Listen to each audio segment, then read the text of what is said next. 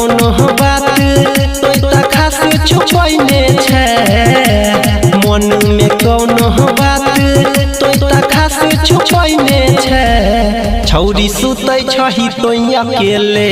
तकिया दूगो लगैने छे छौरी सुतै छही तोय अकेले तकिया दूगो लगैने छे मन में कौनो बात तोय खास छुपैने छे छौरी सुतै छही तोय अकेले तकिया दूगो लगैने छे छौरी सुतै छही तोय अकेले तकिया दूगो लगैने छे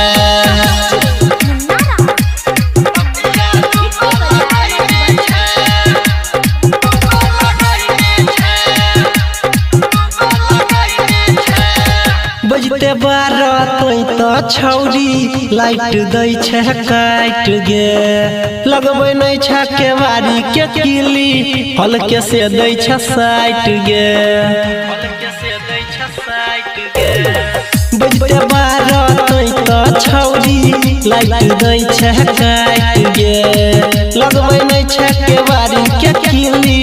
हल्के से दै छे साइट गे लागैया हमरा कोनो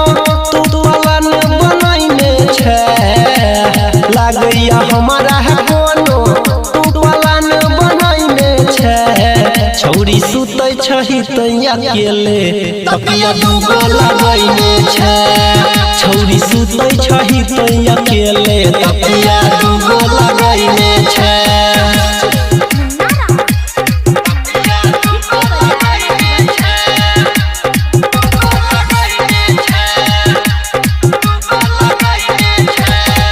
जाने छियो सबटा खेला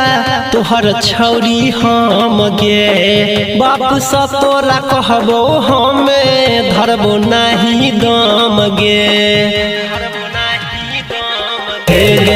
जाने छियो सबटा खेला छौरी तोहर हम गे बाप स तोरा कहबो हमे धरबो नाही दम गे राइटर विकेसी कहै छौ इज्जत पानी में डुबैने छे परवीन देवेंद्र कहै छौ इज्जत पानी में डुबैने छे छौरी सुतै छही तोय अकेले तकिया दूगो लगैने छे छौरी सुतै छही तोय अकेले तकिया